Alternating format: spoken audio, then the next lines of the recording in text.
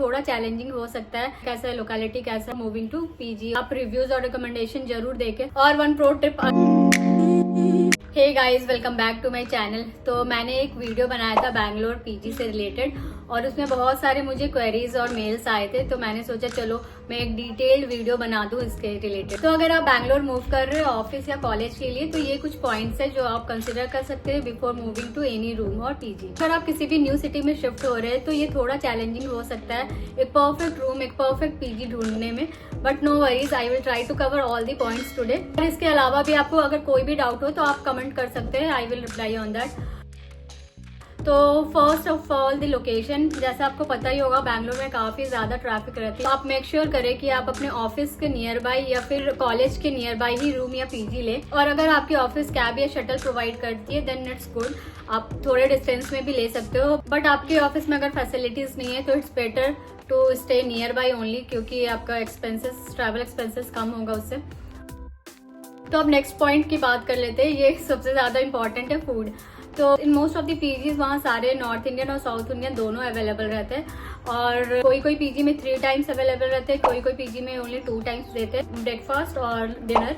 Lunch में आपको पोहा या कुछ बना के दे देंगे, वो आप पैक करके ले जा सकते हैं, तो लंच नहीं मिलेगा। तो आप एक बार उनसे जरूर कंफर्म करें कि किस टाइप का फूड वो लोग प्रोवाइड करते हैं और कितने टाइम्स मील्स मिलते हैं। और अगर आप नॉन वेजिटेरियन है तो आप उसके लिए भी पूछ सकते हैं कि नॉन वेज मिलता है या नहीं मिलता है। और अभी तक मुझे तो पीजी के फूड में कोई भी अच्छा एक्सपीरियंस नहीं रहा है। तो अगर आप चाहें तो आप भी खुद भी फूड बना सकते हैं, खाना बना सकते हैं, आपको किचन दिया जाएगा, बट शेयरिंग वाला किचन होगा, उसमें सारे लोग बनाएंगे। कहीं कहीं आप खाना बना सकते हैं और कहीं कहीं बस नॉर्मल छोटा मोटा चीज़ आपको अलाउड रहता है, जैसे दूध गर्म करना, मैगी, पानी गर्म करना, इस टाइप का छोटा छोटा चीज़ आप कर सकते हो।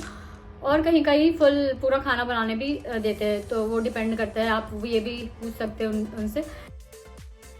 और आप जब भी पीजी ढूंढने के लिए निकल रहे हैं तो मेक श्योर आप पहले से उस एरिया के बारे में थोड़ा रिसर्च कर ले और 3-4 पीजी शॉर्टलिस्ट कर ले। तो उसके लिए आप गूगल मैप का हेल्प ले सकते हैं। तो गूगल मैप में मोस्टली सारे पीजी लिस्टेड होते हैं, तो उस एरिया के जितने भी पीजी होंगे सारे लिस्टेड होंगे। तो गूगल मैप में आप 1 बाय 1 करके सारे पीजीज को देख सकते हैं और वहाँ पे वीडियोस, फोटोज और रिव्यूज, तो आपको ओवरव्यू तो मिल जाएगा कि कैसा है वो एरिया और कैसा पीजीज अवेलेबल है।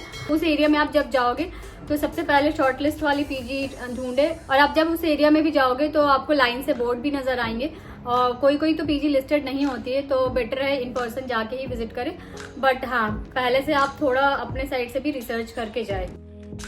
और रूम्स की बात करें तो आप बजट के अकॉर्डिंग रूम देख सकते हैं, और सिंगल शेयरिंग, डबल शेयरिंग और ट्रिपल शेयरिंग।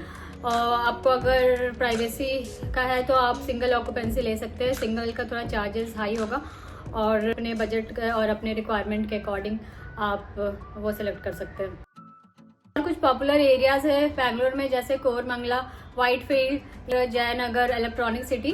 तो ये सारे मेन क्या मतलब, ये सारे मोस्ट पॉपुलर जगह है बैंगलोर में, बट इट डिपेंड आपका ऑफिस या कॉलेज किस एरिया में, आप उस अकॉर्डिंग चूज कर सकते हैं।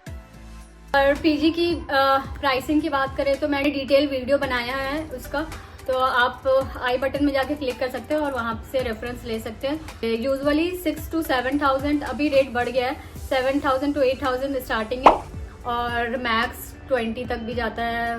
मतलब मैक्स का तो पता नहीं, बट हाँ ये स्टार्टिंग है। तो रेट डिपेंड करता है एरिया वाइज, सारे एरिया का रेट सेम नहीं है। अगर ऑफिस से क्लोज है तो थोड़ा आपको हाई पड़ेगा, और थोड़ा अगर डिस्टेंस में है, थोड़ा दूर में है, तो आपको कम में भी मिल जाएगा। कमिंग टू नेक्स्ट पॉइंट, आप पीजी कंसिडर कर रहे हैं तो पीजी में आपको 1 मंथ का सिक्योरिटी डिपॉजिट देना पड़ता है, और उतना सब जगह है 1 मंथ का सिक्योरिटी डिपॉजिट देना होगा। और मेंटेनेंस वही कहीं ज़्यादा भी होता है, कहीं कम भी होगा, 1,000-2,000 ऐसा मेंटेनेंस रहेगा।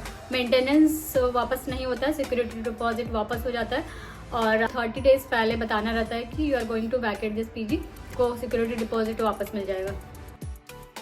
सारे पीजी में सारे अम्यूनिटीज रहते ही है, जैसे wifi, geyser, washing machine, housekeeping, ये सारे चीज़। तो आप ये पूछ सकते हो कि कितने डेली आती है क्लीनिंग के लिए, या वीक में 4 बार आती है, कहीं कहीं पे ऑल्टरनेट डेज में आती है, तो वो सारे चीज़ आप क्लियर कर सकते हो उनसे।